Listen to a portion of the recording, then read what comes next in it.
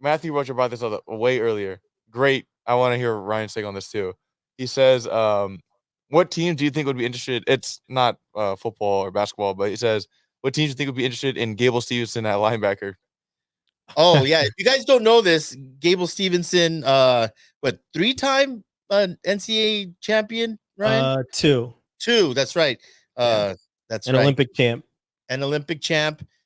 He just I don't know if he got cut He or did. just he got cut by the WWE. He did? He got cut this week. Wow. That's why. And there has been I just think he's not a big enough. He's not a big character. Yeah, maybe you have some more insight on that, Ryan. What's your thoughts on that? Because there has been speculation or something came out that there's some NFL teams actually interested, a la Brock Lesnar. Same pool, Minnesota heavyweight. A lot of connections there. Yeah, I mean, Gable and Brock are very close. Like Brock would train with Gable before the Olympics, and was mostly his training partner during his last year of wrestling. So those guys are like super close. And it came out this week. He was supposed to be on Ariel Helwani's show doing an interview, but his agent said that there was some scheduling conflict, something had come up. But he has said that there's multiple NFL teams that are interested in Gable. Obviously, he can go back to wrestling.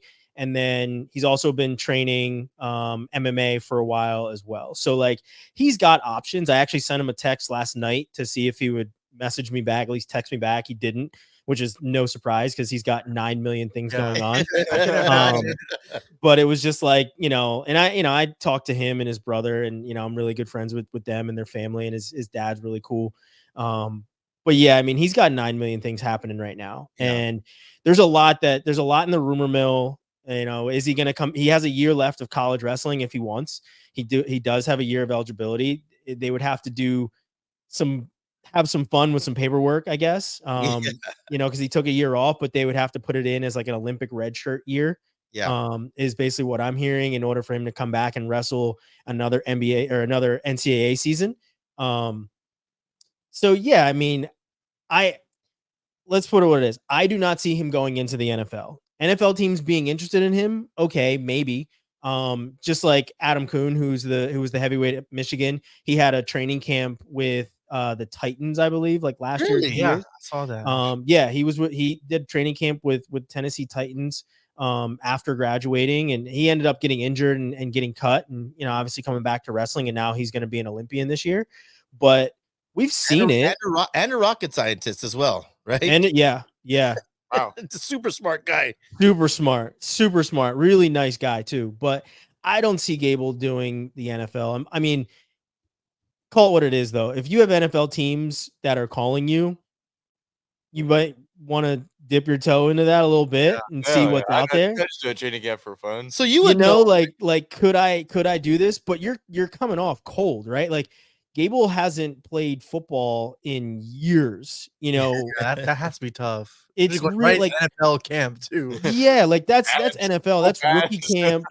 That's guys that have been training for this. Like that's basically like saying, let's take any player from the NFL and bring them over to the wrestling side. There's a learning curve in there. Yeah. Right. Yeah. Especially, let's take Micah Parsons and bring him over to wrestling. Micah Parsons grew up a wrestler. Yeah. Right. But right now it'd be tough for him. It'd be really tough, right? Because he's not training. So I think there's like a 1%, 2% chance. And like I said, I didn't talk to him. I tried to talk to him yesterday, but hopefully at some point him and I will get on the phone. But like, I think there's like a 1-2% chance of him doing that. The chances of him coming back to wrestling and doing MMA are exponentially higher. I think I can definitely see him wanting to come back and wrestle again. I think the thing that sucks with him getting cut from the WWE is that it was a week after the Olympic trials. So he probably could have wrestled in the trials, made the team, and be going off to Paris for another gold. Right? I never understood why he put his shoes on the mat so early. Let me ask you this, Ryan, because you would know this. Now, if you're a heavyweight in college, there's a weight limit, 285. Was Gable cutting any weight? Where does he walk around at? No, never. I think his last year he was like in the 250, maybe even like 240, anywhere from like 240 to 250, something like that. Yeah, he leaned out a lot. And he's even leaned out a lot since going to the WWE. I saw some pictures of him. Like he's leaning out even more. I mean, I think if you remember seeing him as a freshman, still had that baby fat when he was at Michigan or Minnesota. And then he really turned into like a serious adult, you know, towards the end of his career. Yeah. Now he's absolutely jacked. So yeah, I mean, if he focused on football, I could see him being great at football, right? And I shouldn't say great, but I could see him maybe making a team, right? Because Gable's a freak athlete. I mean, his senior year of high school, he wasn't even going to wrestle. He was playing hockey, honestly, and that's crazy. Decided that he was going to wrestle, you know, and barely practice and pinned his way, I think, through the entire season. And, you know, so like he's just an absolute animal. And, you know, he's a true athlete, honestly. Love him to death.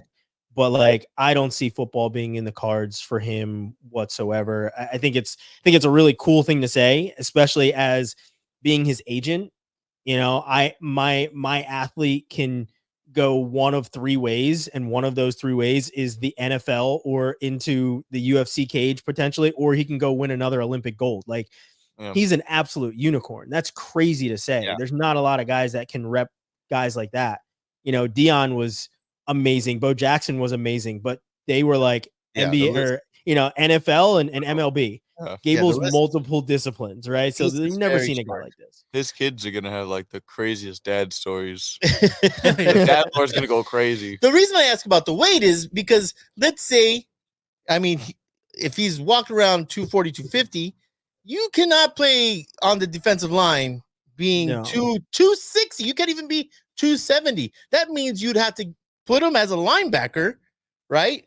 And you have to be crazy athlete, but I'm not sure about his speed. So when I heard that, that's why I wanted to ask you. When I heard that NFL teams were calling, I was so interested in like what position would he play if he did even get a tryout in the NFL. And if it was offense, it would be tight end.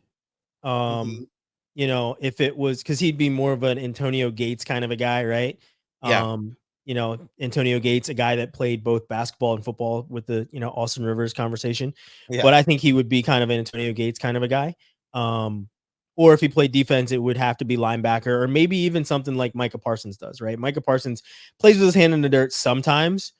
But you know, he's kind of a hybrid guy. Not saying that Gable's on that level of athleticism, because Micah Parsons is super smart. I think that's the one thing that a lot of people underestimate. And I think it's why my argument of NBA players can't just switch over and play in the NFL, because a lot of it's between the ears.